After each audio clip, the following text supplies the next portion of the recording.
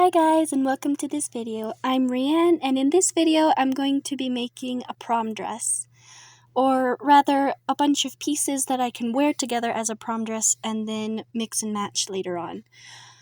Furthermore, I'm going to be showing you how to make a French seam, which doesn't have any raw edges, which is very helpful when you don't want to do something with a lining.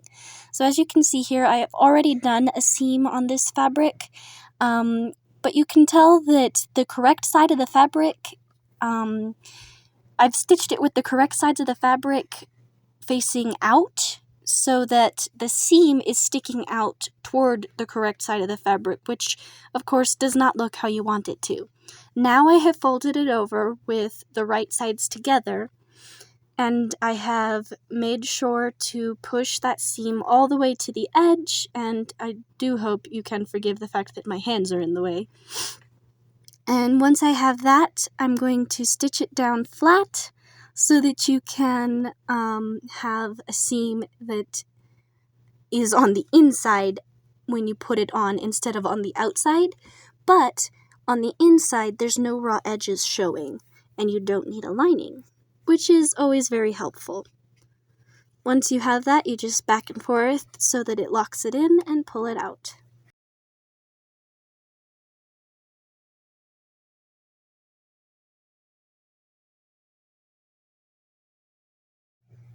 And then, as you can see here, this is the inside of the fabric, and that is where the seam is, but there are no raw edges because the first seam is now tucked inside the second seam, which is what we want. So now the outside looks very nice, and I'm trying to get it to not be blurry. There you go. It's very nice because you can see that the raw edge is no longer sticking out toward the outside with the seam on the outside, but the seam is now tucked in the second seam on the inside. So here I go doing it again with this other seam that I've already put in place. Once again, that was done with the insides of the fabric placed up against each other so that the seam is on the outside if I were to put it on. And then I am making sure to hold the fabric so that the seam is pulled taut so that it's going to be pushed all the way inside this second seam. I should also note that when you're doing a French seam, you want to use as very little of your seam allowance because you're going to need double the seam allowance that you use the first and second time, because you're doing one seam and then a second seam. So don't forget to keep that in mind. So I have the needle shifted all the way toward the side, toward the edge of the fabric, and I am using very, very little of seam allowance and making sure to stitch it all in so that it is not going to show and look funny.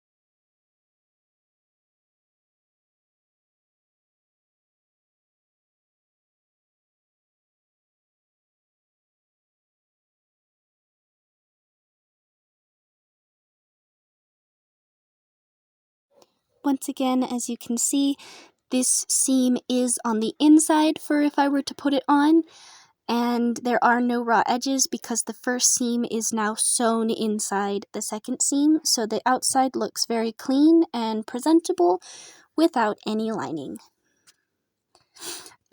Here is the top, and then the skirts. I've actually already made a tutorial on how to make the skirts.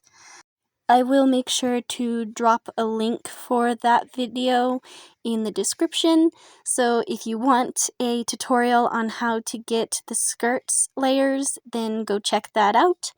You'll also notice that I have a lace layer. That is just a simple rectangle that I have folded up to get the middle of, and then used the circumference of my waist to get the radius, and then used that to cut out a circle in the center, which I then cut a little slit into, and then I put a binding around the edge and a hook and eye clasp, and it's just a really simple handkerchief skirt. If you think I should add a tutorial on how to make a handkerchief skirt, drop a comment and let me know. I should also point out that you can see here that the top I made, I have added a binding with this blue and pink fabric, as well as like a corseted piece around the neck. It's not actually corseted, that would be awful and horribly uncomfortable, but it's, I did that by draping the fabric on the mannequin and then trimming it to make, basically a pattern, which then I also used as a lining. Then I stitched those together after I traced it onto the pink and blue fabric. Once I had that, I stitched it all together and attached it to the top as sort of a collar or something. And there's actually a zipper down the back of that. So if you want a tutorial on how to do that specifically, let me know. I completely forgot to video that part, otherwise it would be in this one. Now to move on to the corset. I used some of this kind of lacy nettish fabric, and then I used fabric hot glue and traced a pattern that I already had, which was on this parchment paper, or wax paper, so that it wouldn't stick to it and stay. Once I had that, I used the hot glue to fill in these spirals. On that wax paper, I also drew out these flower shapes and the dragon and the koi fish. I actually just went to Pinterest and referenced stained glass windows to figure out what I was doing for the dragon and the koi fish and the roses. And then once I had those in place, I just filled in around them with these cute little spirals.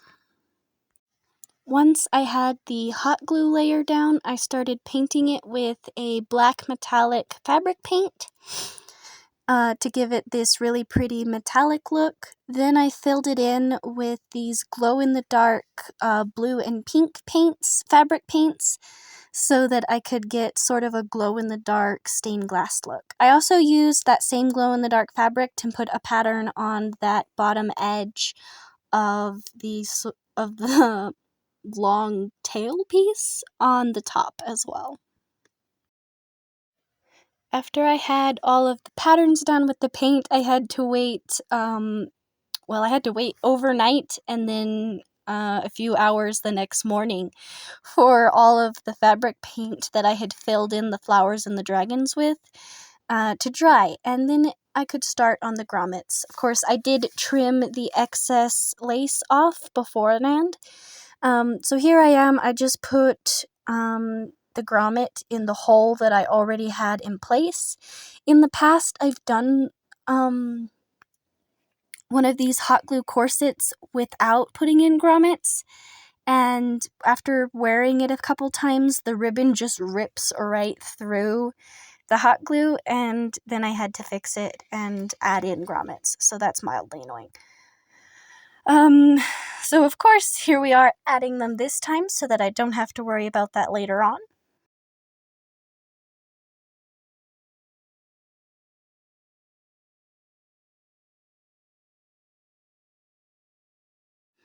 So to add grommets to these hot glue corsets, I am taking a grommet and sliding it in underneath.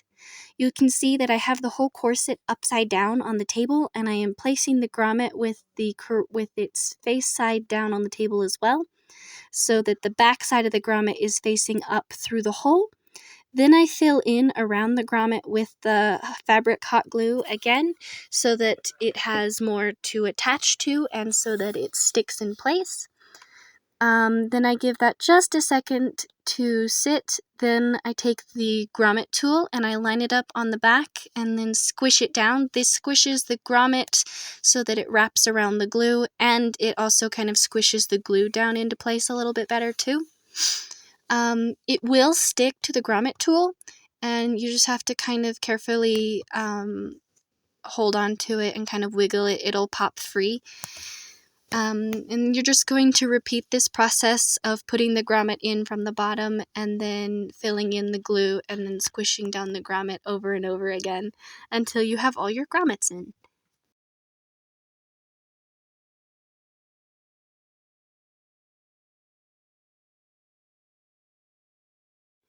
Once I had all the grommets glued into place, I set the corset aside and started on making a tie. So I had to make a tie because my prom date and I decided to match using colors and fabrics that weren't something that we could just purchase a tie that already existed like this. So we decided that since I had enough fabric that I was going to be using for the accents on my dress anyway, that I could use that to make a tie for her as well. And it also,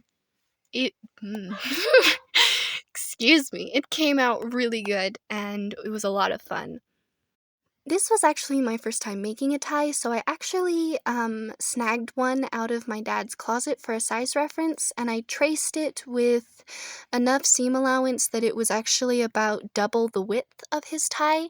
Then I folded over the edges on the ends and stitched them down, then folded it in half with the correct sides on the inside and stitched it down the middle. And then once I had it all stitched, I tried to use a tool and the tool kept getting stuck, so I ended up just using a safety pin to kind of turn it right side out.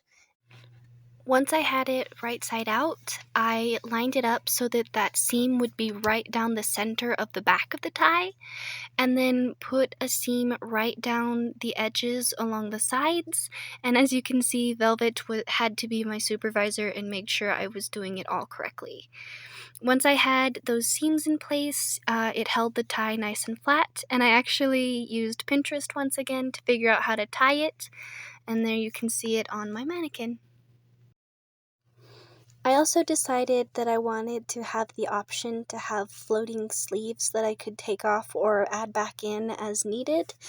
So I used some of the leftover fabric from making my skirt and followed the same pattern that I've used making floating sleeves in the very same videos that are going to have the pattern and instructions for the skirt. So if you want more on that, you're more than welcome to look at that, but you can see that I wanted to make sure to add a little clip of me winding the bobbin of the elastic thread, which is important with the bobbin and using an elastic thread, because if you don't hand wind the bobbin and make sure that you're not stretching it while you're putting it on the bobbin, it can cause you problems. And then it took me forever to figure out that the elastic thread needs to be on the bobbin and not as the thread that you're stitching with.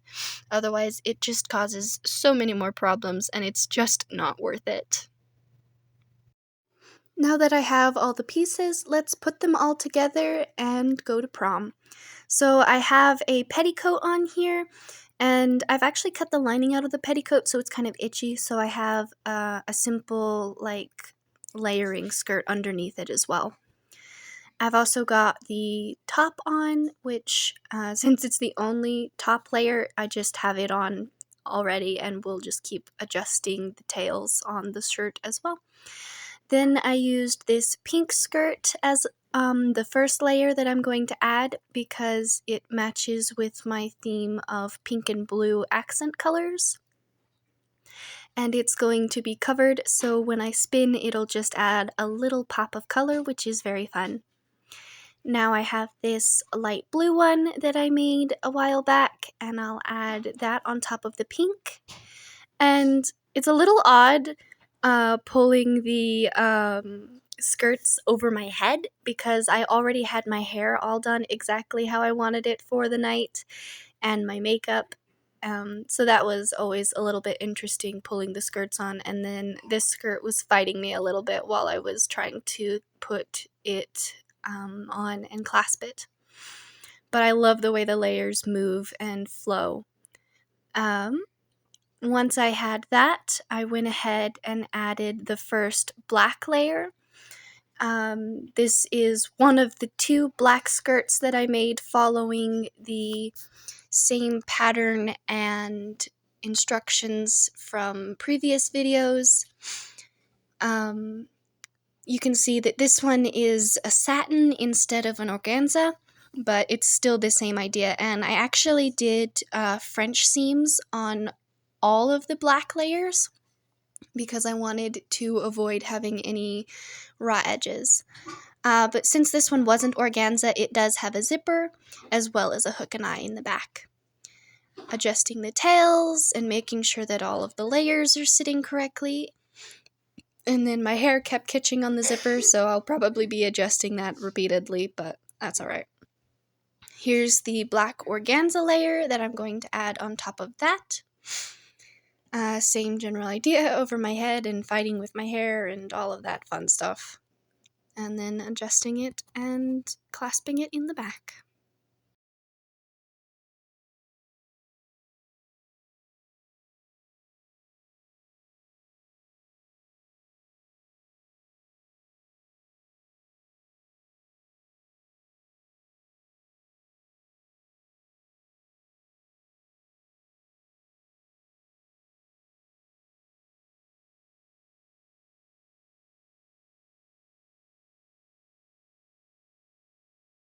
Once I had that, it was time to add one of the 2 handkerchief skirt layers. This one is the softer, prettier lace. Once again, I don't have a tutorial on that, and I completely forgot to film making this skirt, so I'll probably have to add a video of making a simple handkerchief skirt at some point, but it is not something that I have up currently. That one has an elastic in the waistband, and so that made clasping it just a little bit odd, but it's definitely fun. It adds some texture and some shine on top of that organza, and then it adds just some fun layers that aren't just round. And then I have a second one. This is that same lace or net type fabric that I used for the corset. So it's a little stiffer and kind of sparkly, funny. We kept referring to it as witchy, which is very fun for if I was going to use it for Halloween or even just for a witch-inspired outfit. Of course, I had to clasp that in the back. It just has a simple circle for the waist and then a little slice down the back so that it actually fits over my head or over my hips depending on how I put it on. Adjusting the layers and going from there.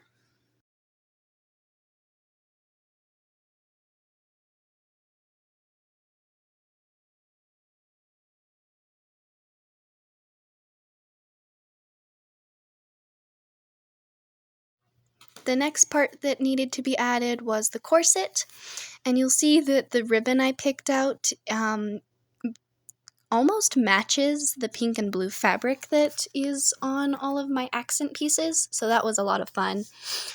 I did not have a helper putting on this outfit, so I actually just started by putting on the corset backwards and lacing it. I went through the grommets on both sides from the top so that the ribbon was now coming out on the bottom on both sides. And then I went up through the bottom to the top, and then through the top toward the bottom, and just repeating this process. And by going back and forth, by going in through the top or the bottom, it creates an X pattern. Whereas if you only went in through the top, or if you only went in through the bottom, you would end up with little V-shaped patterns when you cinch it tight all the way.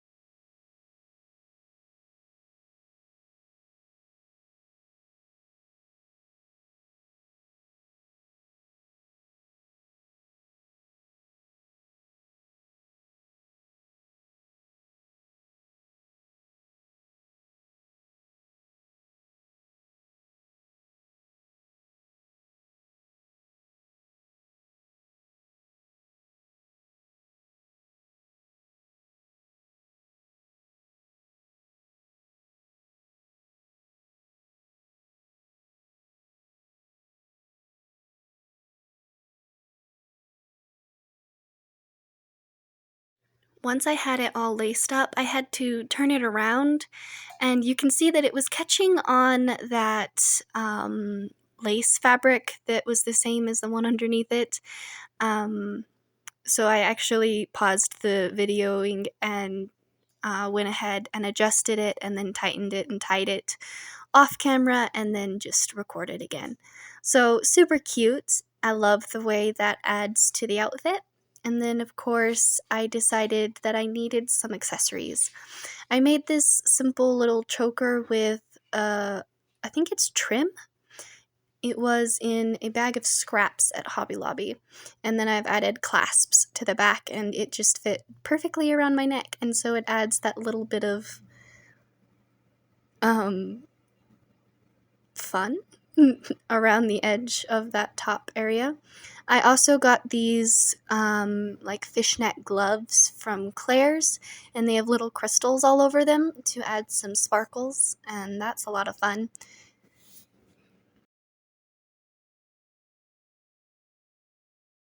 Ultimately, I did not feel like trying to put those on camera, so I set them aside and put them on later.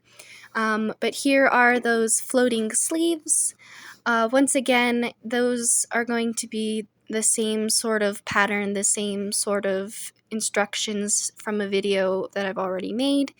I will make sure to put a link to that in the description though.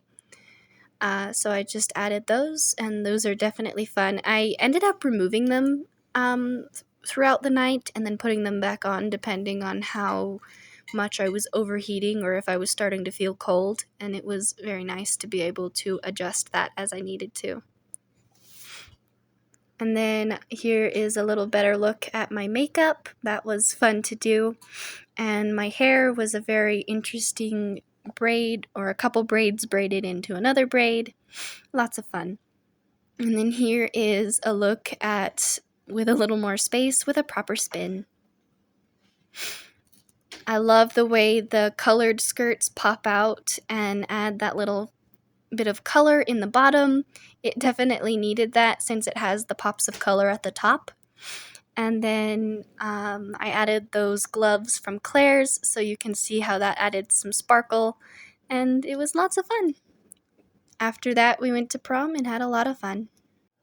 Thank you so much for watching. Feel free to leave any comments or suggestions you may have, and we'll see you next time.